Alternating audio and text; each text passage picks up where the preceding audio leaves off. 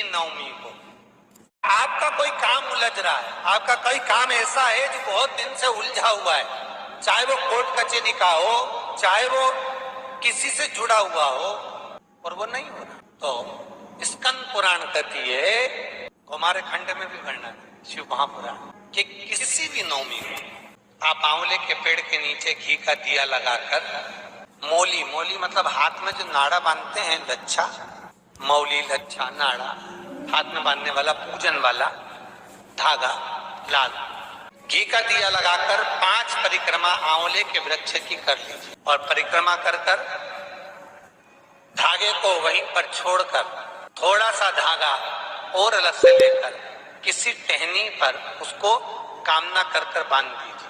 महाराज 10वीं तिथि को, नवमी को तो ये करोगे, 10वीं को वापिस जाकर आंवले के पेड़ के नीचे घी का दिया लगाइए और जो धागे की आपने टहनी पर जो धागा बांधा है उसको खोल कर ले आइए, अपने हाथ पर बांधकर उसी धागे को पहनकर अपने काम के लिए निकल जाइए, आपको सफलता प्राप्त हो जाएगी। स्कंद पुराण में आंवले के वृक्ष का बड़ा महत्व है। वृक्ष में जो गोंद लगती है वो ब्राह्मण हत्या का अंश है। पृथ्वी पर जो वृक्ष लगते हैं और वृक्ष में जो गोंद लगती है वो ब्राह्मण हत्या का अंश है। बंजर भूमि ब्राह्मण हत्या का अंश है। इसलिए हमारे यहाँ शास्त्र कहता है, तुम्हारे बहू का अगर जापा होए, बहू की डिलीवरी होए, बहू को संतान होए, तो खूब घी में गोंद तल तल कर खिलाओ। पर जन्माष्टमी, रामनवमी पर भगवान का प्रसाद तैयार करो तो उसमें गोंद मत डालना, क्योंकि उसमें ब्राह्मण हत्या का अंश रहता है। भगवान के प्रसाद में गोंद नहीं आना चाहिए। मेरी जीजियों,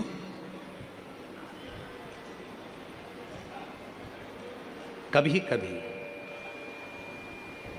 जिस व्यक्ति के शरीर का ताप नहीं उतर रहा, ताप मतलब बुखार, बुखार उतर ही नहीं रहा, डॉक्टर अपना काम कर रहे हैं, उनको करने दो, क्योंकि डॉक्टर शिव का रूप है। डॉक्टर दवाइयां दे रहे हैं, देने दो, डॉक्टर शंकर का रूप है। वो जांच का बोले जांच कराओ, दवाई का बोले दवाई खाओ, सब कुछ करो। उसके बाद भी अगर आधी रात को कोई डॉक्टर नहीं मिल रहा है और बहुत तेज बुखार शरीर में चढ़ गया है, बहुत तेज बुखार चढ़ गया, बहुत तेज। महाराज, एक यदि बहुत तेज बुखार चढ़ गया है और उतर ही नहीं रहा और उस समय पर कोई अपने दवाई भी दे दी, सब कुछ कर लिया, पर फिर भी वो बुखार उतरने को तैयार नहीं, तो अपने ही घर में जो भी शंकर का शिवलिंग हो, जो भी शिवलिंग, उसको तुरंत एक पात्र में रख लीजिए और हाथ में 2 कटोरी में या 2 पात्र में जल ले लीजिए और भगवान शंकर का नटराज रूप का दर्शन करिए। अपनी बुद्धि में नटराज भगवान का स्मरण करो कि जो चारों तरफ नटराज जी के अग्नि है, चारों तरफ। आप लोगों ने नटराज मूर्ति का दर्शन करा है कि नहीं करा? किस किस ने करा है, जरा बोलो। सबने करा है ना? नटराज भगवान के नत्य की मूर्ति में चारों तरफ अग्नि का गोला है, चारों तरफ। नटराज भगवान का, नटकेश्वर महादेव का स्मरण कर कर दोनों कटोरी में जो जल है या पात्र में जल है, उसको धीरे धीरे शंकर भगवान पर, नटराज भगवान के चारों तरफ जो ज्वाला है, अग्नि है, उसका स्मरण कर कर चढ़ा दीजिए। शिवलिंग को उठाकर वापिस अपनी जगह पर रख दीजिए। जो कटोरी में जल इकट्ठा हुआ है प्लेट में, उसमें एक वस्त्र गीला कर लो और उसी वस्त्र को गीला करने के बाद एक चावल का दाना उस पात्र में डालकर रख दो जिसमें पानी था। उस वस्त्र को गीला कर कर उस बच्चे के पूरे शरीर पर 3 बार, या जिसको भी बुखार हो, महिला पुरुष, उसके शरीर को 3 बार, आधे घंटे के अंदर 3 बार उसको धीरे धीरे धीरे धीरे नटराज भगवान का स्मरण कर कर, नटकेश्वर महादेव का स्मरण कर कर उसको पोंछ दीजिए। 7 से 8 मिनट के अंदर उसका बुखार पूरा उतरना प्रारंभ हो जाता है। वो ज्वाला अपने आप धीरे धीरे शांत होने लगती है।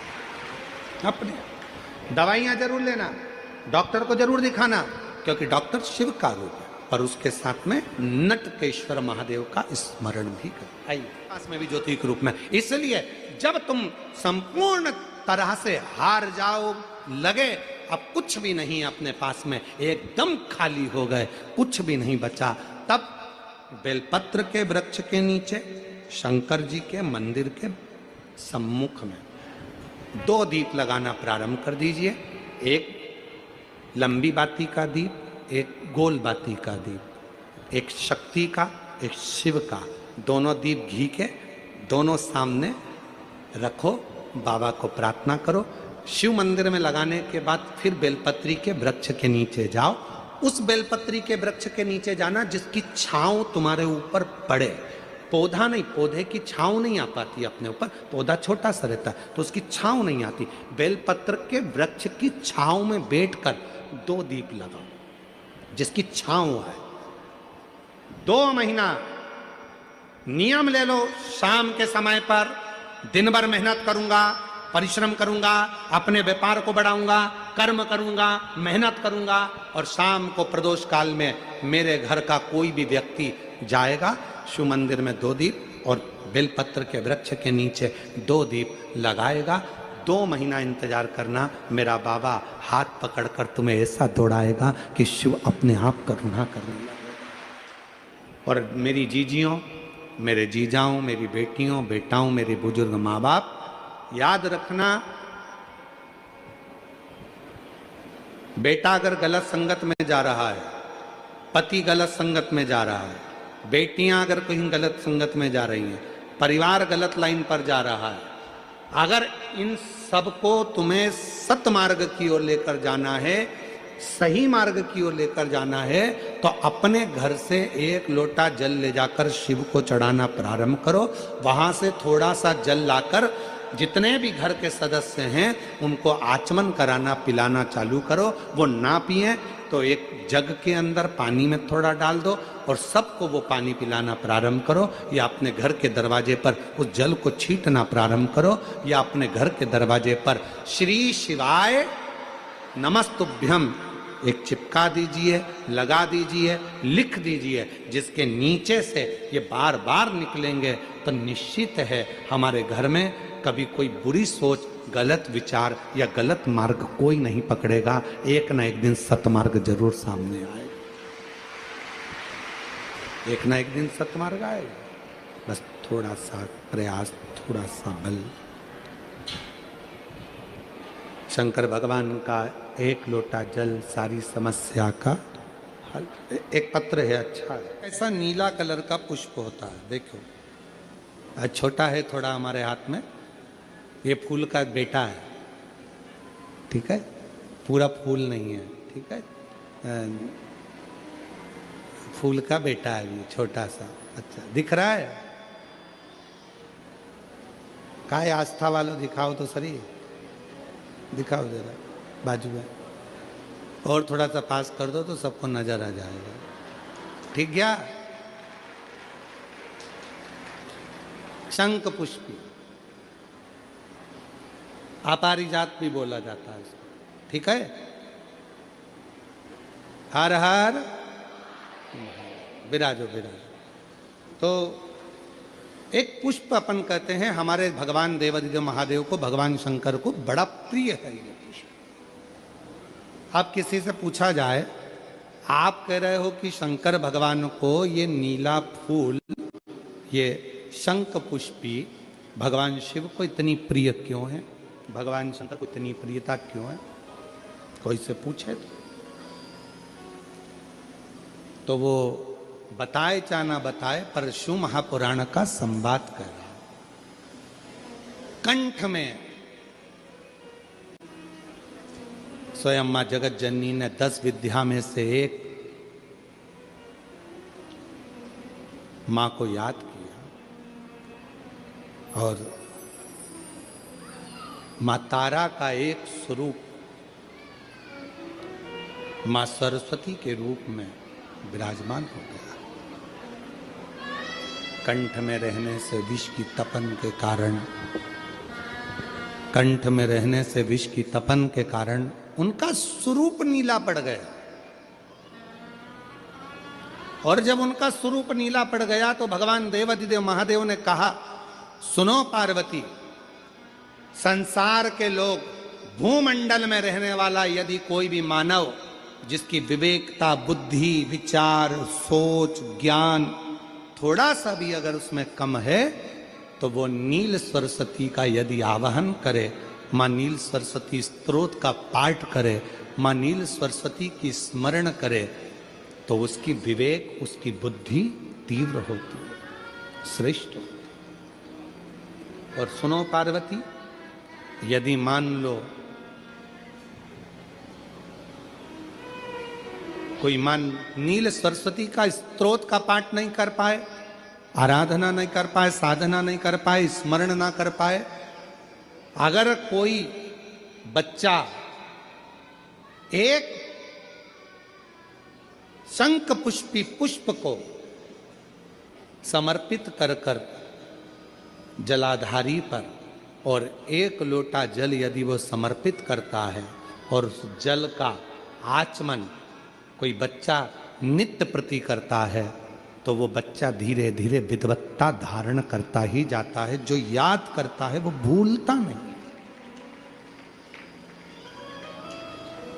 ये मां नील सरस्वती की कथा है।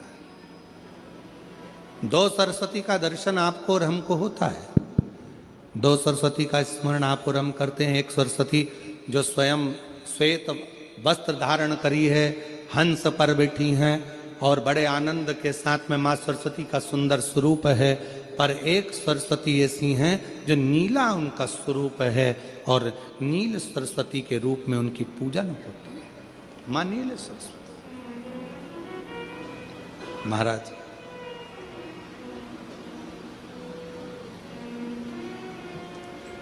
जैसे कोई कोई बच्चे ऐसे होते हैं कि जन्म लेने के बाद में उनकी राल टपकती रहती है, विद्वान नहीं हो पाते, पलंग पर पड़े रहते हैं, पांव हाथ काम नहीं करते हैं और डॉक्टरों का इलाज चलता रहता है, पर वो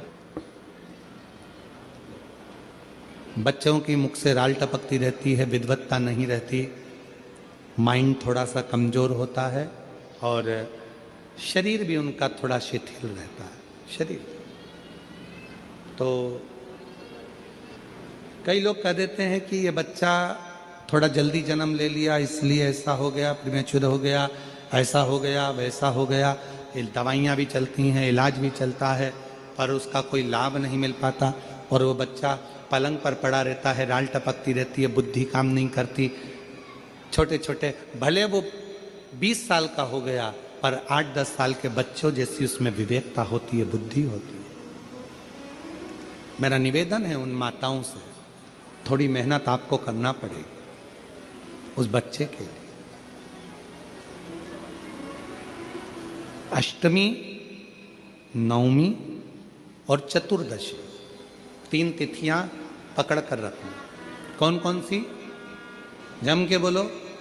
अष्टमी, नवमी, चतुर्दशी। ये 3 तिथियां ऐसी हैं, चतुर्दशी अमावस्या की भी और चतुर्दशी पूर्णिमा की।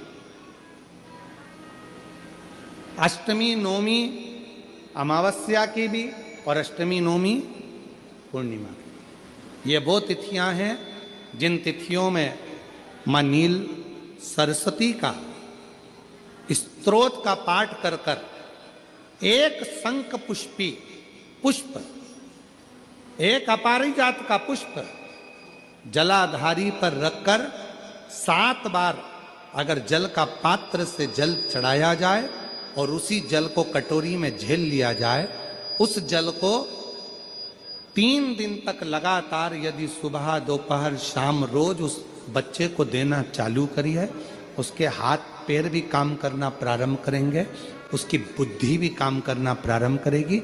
जो वो पलंग पर पड़े पड़े राल टपकाता रहता है, उसको लोग कहते हैं कि 18 साल का हो गया और दिमाग केवल 10 साल का है, 5 साल का है, उसमें धीरे धीरे बुद्धि प्रबल होना प्रारंभ हो जाएगी और वो भी एक दिन कार्य करना प्रारंभ कर देगा। जिसको प्रीमेच्योर बच्चे भी कहते हैं। लोग कहते हैं ये बच्चा जल्दी हो गया था, ये बच्चा बीमार पड़ गया था, बचपन में इसको कोई इंजेक्शन ऐसा लग गया था, बचपन में ऐसा हो गया था, बचपन में वैसा हो गया था, गर्भाशय का जल उसके मुख में चले गया था, तो ये बच्चे की ऐसी गति हो रही है।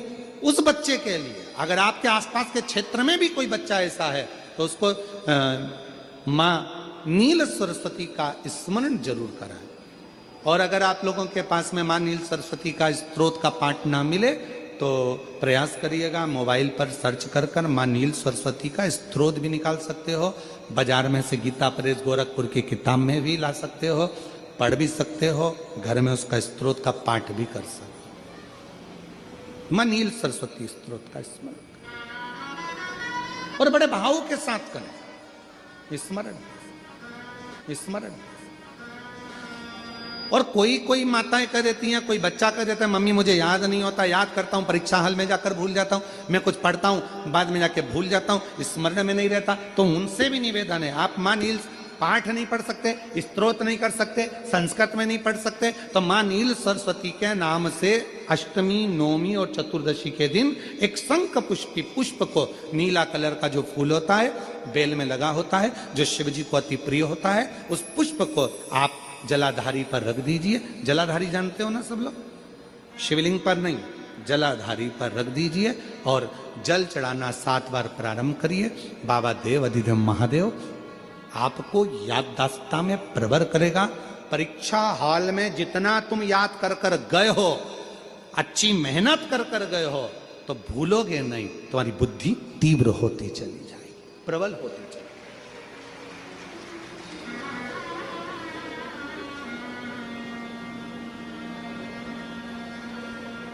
आजकल आयुर्वेद में आप लोग अगर आयुर्वेदिक दवाइयाँ लेते होंगे, आयुर्वेद वालों के पास यदि जाते होंगे, तो वो भी अगर बच्चा पढ़ने में कमजोर है, बुद्धि से कमजोर है, तो उसको शंख पुष्पी की चाय पीने का भी कहते हैं। बाजार में आती होगी शायद, है भैया कह रहे हैं कि बाजार में वो चाय भी मिलती है, नीली चाय। महाराज याददाश्ता के लिए, उसको प्रवर करने के लिए लोग शिव कथा कर रही। कौन सी सरस्वती? जम के बोलो, जम के जरा, पूरा तो नाम बोलो, मां नील सरस्वती। तुमने डायरेक्ट कह दिया नील सरस्वती। मां कौन लगाएगा? मां है ना अपनी, तो उसका संबोधन पूरा होना चाहिए। कौन सी सरस्वती? मां नील सरस्वती का स्मरण सुख देता, आनंद देता।